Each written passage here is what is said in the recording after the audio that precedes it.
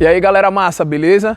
Como é que vocês estão? Eu tenho certeza que vocês estão belíssimos hoje, muito mais do que os outros dias, e a beleza de vocês parece crescer assim, ó, exponencialmente. Os observando desta maneira parece uma verdadeira dízima periódica de tanta beleza, assim, belos, maravilhosos.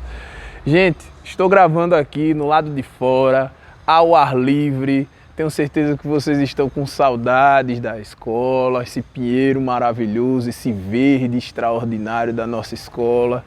E aí, como é que tá? Tá aqui, tá melhor. Eu tenho certeza que aqui tá melhor e vocês estão loucos para voltar, não é verdade? E, gente, olha só. A aula ainda é sobre capítulo 3, tá? Que é Brasil e os seus contrastes, né? No início do século XX, que foi falado na outra aula. E o início do século XX foi problematizado já na outra aula, tá? Vamos lembrar de alguns tópicos aqui, tá? Tópicos bem simples, para que você construa uma narrativa na tua cabeça, para que você construa uma estrutura de pensamento, para que quando você sentar na cadeira e pegar o livro, você consiga entender de uma maneira mais simples, de uma maneira mais fácil. Esse vídeo não substitui o teu estudo em casa, não substitui a tua grifada, não substitui as tuas anotações na partezinha do livro, beleza? Então vamos lá. No começo do capítulo ele fala sobre rupturas e permanências. Por quê? As rupturas têm a ver com mudanças, né? E as permanências têm a ver, o contrário, né? Com aquilo que dura, aquilo que continua, né? As mudanças e as continuidades, as rupturas e as permanências, tá? Em 1889 acontece a proclamação da República, vocês já sabem disso, termina a fase do Império, começa a fase da República. A primeira fase da República é chamada de República da Espada. O primeiro presidente é o Deodoro da Fonseca, depois ele sai do cargo, entra o Floriano Peixoto. Inicia essa primeira fase da República chamada de República da Espada, que também já foi explicado para vocês.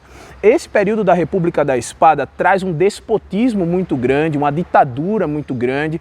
Os dois primeiros presidentes, como são os generais, são pessoas de pulso forte, de pulso firme, que prezavam pela ordem e vão ser importantes para poder consolidar as instituições republicanas,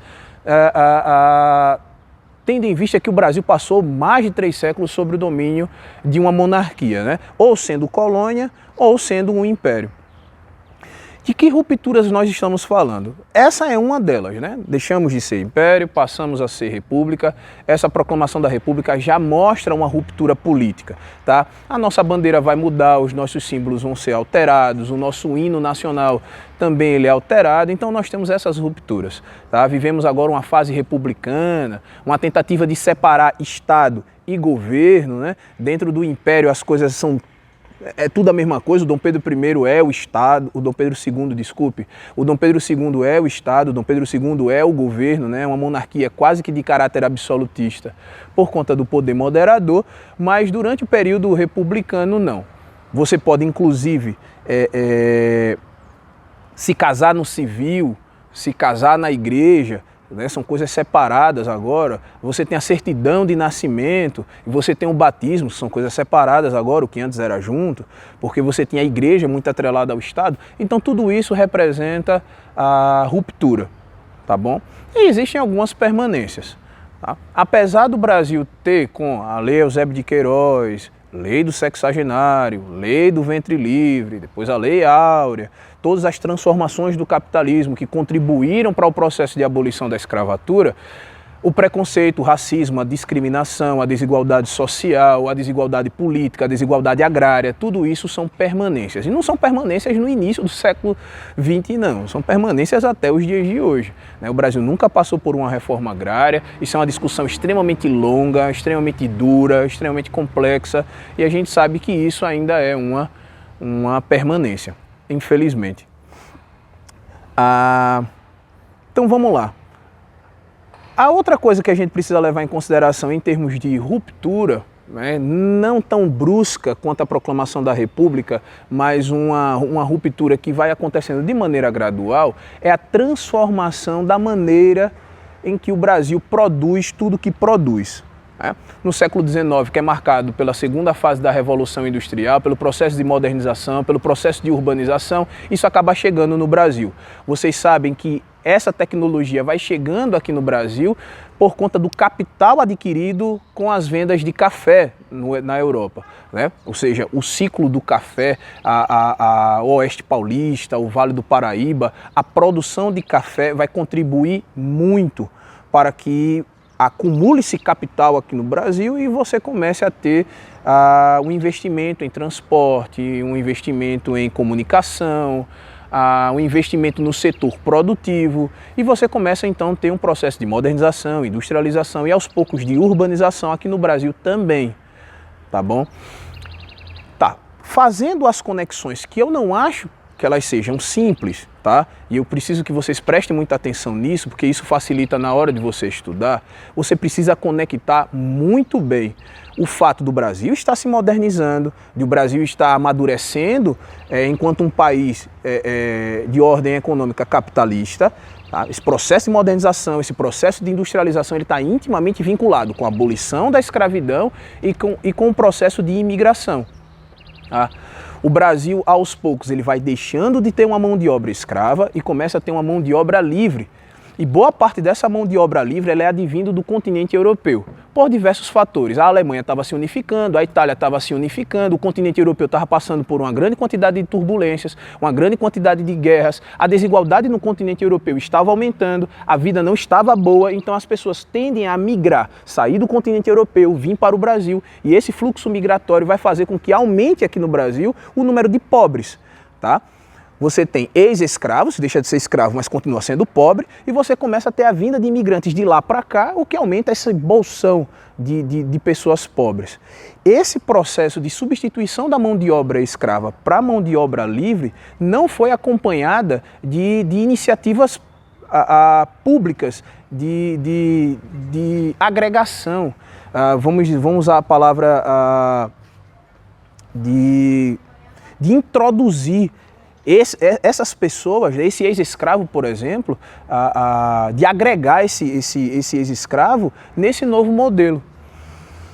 E aí, no início do século XX, o que nós vamos ter? Um processo de modernização, um processo de industrialização, essa classe operária, uma classe que vem de lá do continente europeu e por isso tem uma experiência já de luta, de greve, de manifestações, tá? E esse Brasil, ele é um Brasil cheio de contradições, como o título ele já traz, né? Então a chegada dos imigrantes, o processo de modernização e de industrialização, a formação da classe operária, está tudo conectado. Até porque a gente precisa entender que com a industrialização surgem indústrias, surgem empresas, a gente passa a ter uma elite que é urbana, né? Não mais aquela elite agrária, detentora de terra apenas, você passa a ter uma elite urbana, e como você passa a ter empresários e uma elite industrial, você começa a ter um operário. Então o Brasil, aos poucos, ele vai começando a ter dois núcleos de acúmulo de capital. Um Brasil que era agrário e exportador há muito tempo, e passa a ser agora um Brasil também urbano e industrial. Então você começa a ter duas pontas de um mesmo cadastro, que eu já falei para vocês que a pessoa responsável por amarrar essas duas pontas, tá, é o Vargas. Em 1930 a gente vai ver que o Vargas vai começar a desenvolver um governo que beneficia tanto essa elite urbana industrial e tenta também anexar o operário e também desenvolver uma política pró-agrários, pró-elite latifundiária, né, pró uma elite agrária. Bom, gente, e aí nós chegamos especificamente no núcleo da nossa aula. As pessoas elas não vão aceitar essas permanências, nem vão aceitar essas rupturas à toa. Tá? Também não vão aceitar isso de maneira passiva, elas vão se manifestar. As manifestações elas vão acontecer tanto no âmbito urbano quanto no âmbito rural. Repito, no âmbito urbano e no âmbito rural. No âmbito urbano a gente vai ter a revolta da chibata, a gente vai ter a revolta da vacina, a gente vai ter a greve de 1917, a gente vai ter a Semana da Arte Moderna, a gente vai ter o surgimento do Partido Comunista Brasileiro. No âmbito rural a gente vai ter Canudos, Contestado, né, e outros movimentos que surgem nas regiões mais inóspitas, vamos dizer assim, para conseguir a sua sobrevivência, como o sertão nordestino, com o movimento do cangaço, tá bom? Então vamos lá. A revolta da vacina ela vai acontecer no contexto de urbanização das grandes cidades, tanto do Rio de Janeiro quanto de São Paulo. Um grande empecilho para o processo de urbanização eram os cortiços no centro da cidade. Vai acontecer um movimento chamado de bota abaixo, esses cortiços são colocados abaixo, tá? As ruas são enlarguecidas, se transformando em avenidas, desculpe. Essas pessoas elas saem dos centros urbanos, começam a morar nas regiões marginais, tá bom? Só que tem um grande problema. Não é só colocar, vamos dizer, esse pobre que é feio, que não é interessante, que não é turístico, vamos dizer assim, que não é moderno, para as regiões mais distantes da cidade. No início do século XX também vai surgir um movimento de profilaxia. O que seria isso? Um movimento de sanitarização. Tá? No finalzinho do século XIX, no início do século XX, que surge a ideia de infecção, que surge a ideia de você ser sujo, e sujeira tem a ver com doença, e sujeira e doença tem a ver com pobreza. Então não bastava se livrar do pobre, né? Era necessário se livrar da doença que essa pobreza trazia para muitos daquela época. Tá? E aí acabou que o governo desenvolveu a obrigatoriedade da vacinação. Naquela época as pessoas elas não mostravam principalmente as mulheres não mostravam a parte de cima dos seus braços, as mulheres não mostravam suas pernas, nem muito menos as suas nádegas. A vacinação, os agentes de saúde quando subiam para poder vacinar as pessoas, primeiro, era um ato constrangedor, segundo, as pessoas não sabiam que bobônica era aquilo. Não sabia o que era uma vacina, não sabia o que era uma injeção, as pessoas não sabem até hoje, né? Tem gente que não quer se vacinar porque acha que a vacina é para matar gente velha, para não pagar aposentadoria, né? Ou para matar gente pobre, que é para não pagar o serviço assistencialista. Resultado, as pessoas começam a se revoltar contra a obrigatoriedade da vacina. Repito, a revolta da vacina tinha o objetivo de acabar com a obrigatoriedade da vacina e não com a vacina em si. Se fosse para acabar com a vacina era melhor ainda. Mas o problema é que o governo colocou obrigatoriedade da vacinação. E aí não é um movimento muito organizado, né? As pessoas, os agentes de saúde entravam nas comunidades, entravam na tua rua, eram recebidos com panelada, eram recebidos com saco de fezes, eram recebidos com vaso dos jardins, com planta, com pedra, com pau, enfim. Ou seja, a revolta da vacina não foi um movimento organizado, na verdade, foi uma revolta da população, foi um movimento da população contra os agentes de saúde. Devido a essa pressão, a vacinação deixou de ser obrigatória. A revolta da chibata é um exemplo de permanência. Apesar do exército ser republicano, apesar do exército ser, de certa maneira, até progressista, a Marinha não. A Marinha sempre foi muito conservadora e a Marinha era escravocrata, vamos dizer assim. Era uma instituição extremamente racista. De certa maneira que mesmo no início do século XX, os marinheiros, em sua grande maioria negros, recebiam suas punições com chibatadas. Tá? Acontece um evento dentro de um navio, onde o cara acaba tomando umas, e o seu colega vai delatar ele, ou seja, um dedo duro vai delatar, ele pega uma navalha e corta o cara. Resultado, esse acaba sendo punido com 250 chibatadas. E isso acaba gerando uma revolta, essa revolta liderada por João Cândido, os caras tomam a bobônica do navio, viram os canhões para a cidade do Rio de Janeiro e ameaçam atirar caso esses castigos físicos não deixassem de existir. Resultado, os castigos físicos deixaram de existir, os caras prometeram não punir os revoltosos, os caras disseram, não, então tudo bem, a gente desce do navio, os caras descem do navio e acabam sendo presos. Enfim, vai acreditar no governo, se você acredita no governo, fica à vontade, tá bom? E eu vou meio que encerrar minha participação aqui com a questão do cangaço. O cangaço é uma problemática muito profunda porque o Nordeste, a identidade do nordestino está muito vinculado com o cangaço. Você vai para as feirinhas de artesanato, tem lá Lampião, tem Maria Bonita, então meio que a identidade do nordestino está ligado com essa identidade do sertanejo, do cacto, do mandacaru, do cangaço, aquela coisa toda. Vocês sabem que o Brasil, especialmente o Nordeste, vivia aquela questão do coronelismo.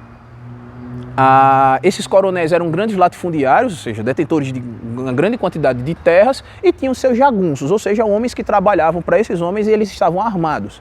A gente precisa entender que esses caras faziam todo tipo de serviço, inclusive matar inimigos políticos, matar, enfim, invadir outras fazendas, enfim, eles faziam todo esse tipo de serviço. O que vai acontecer, o que vai fazer surgir o cangaço é que uma galera que trabalha para esses fazendeiros, eles passam a não trabalhar. Ou seja, eles passam a fazer o que eles faziam antes, ou seja, essa jagunçada, né? E de maneira independente. E aí vira o cangaço. Ou seja, o cangaço, vamos dizer assim, ele já existia antes, só que ele estava atrelado aos interesses dos latifundiários, ou seja, dos detentores de terra. Quando esses caras eles se desapegam e passam a viver de uma maneira independente, aí eles passam a se transformar em um problema. Tá? Então os cangaceiros eram homens que não baixavam a cabeça para ninguém, não só homens como mulheres, né, bandos de homens e mulheres, que viviam no sertão nordestino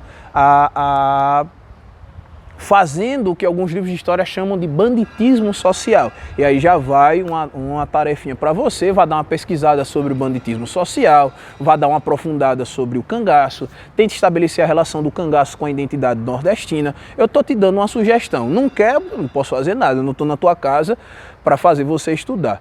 Né? O professor aqui maravilhoso, extraordinário de vocês, está dando uma dica para vocês. Tá bom? É super interessante estabelecer essa relação. Tá bom? Gente,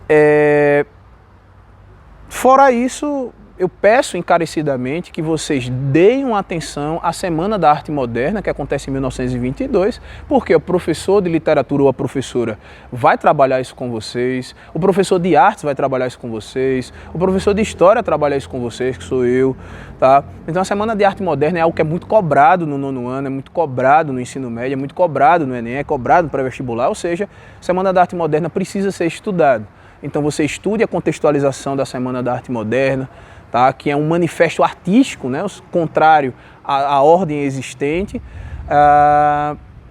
mas as características de maneira mais aprofundada, de maneira mais aprofundadas, você só vai estudar em literatura e em artes, beleza?